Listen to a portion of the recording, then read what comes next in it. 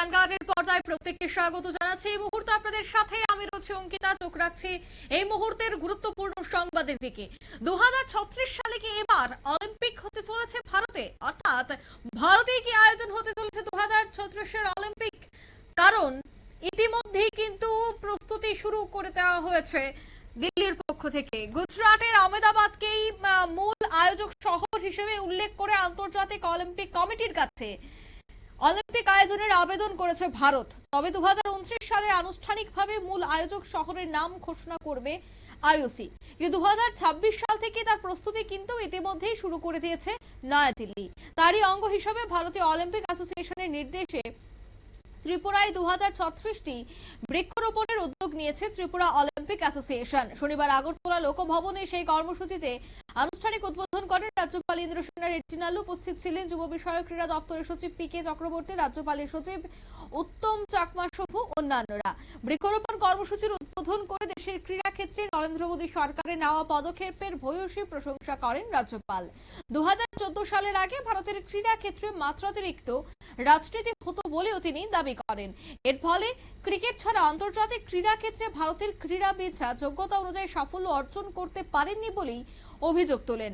পাশাপাশি দাবি করেন প্রধানমন্ত্রী মোদীর শাসনকালে যেভাবে ভারতের ক্রীড়া ক্ষেত্রে পরিবর্তন হয়েছে তাতে আগামী দিনে প্রচুর সাফল্যের ইতিহাস তৈরি হবে। এই বিষয়ে কি বলছেন রাজ্যপাল ইন্দ্রসেনা রেড্ডি নাল্লু, শোনাবো। करोड़ का पॉपुलेशन है, मगर स्पोर्ट्स में देखे तो एक्सेप्ट क्रिकेट बाकी के स्पोर्ट्स में ओलंपिक या कॉमनवेल्थ इसमें जितना आना चाहिए पॉपुलेशन के हिसाब से उतना नहीं आ रहे।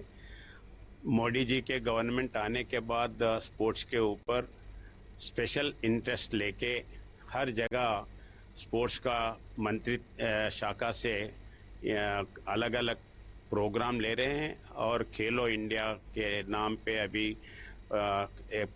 अलग एक्ट भी लाए हैं। जो स्पोर्ट्स पहले होते थे उसमें हर किस्म के पॉलिटिक्स होते थे, वो बाजू रखने के लिए स्पोर्ट्स का भी खिलाने वालों का, खेलने वालों का, उनके इंस्टीट्यूशन का सबका एक रोल होता है। वो रोल को कायम करते हुए अभी एक्ट लाया है और आगे अपन जरूर ओलंपिक्स में जीतेंगे, ये विश्वास है।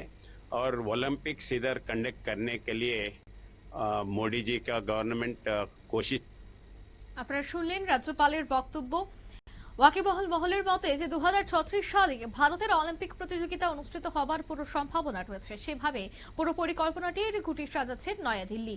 তারপরেও যদি কোনোভাবে প্রথমবারের জন্য অলিম্পিক আয়োজনের সুযোগ থাকে, ভারত বঞ্চিত হয়, তাহলেও দেশজুড়ে বৃক্ষরোপণ হলে পরিবেশ ভালো হবে, কমবে দূষণ, বিশ্বজুড়ে জোরদার বার্তা পৌঁছাবে পরিবেশ সচেতনতা সম্পর্কেও। নিয়ে নিচ্ছি ছোট্ট একটি বিজ্ঞাপন বিরতি, সঙ্গে থাকুন।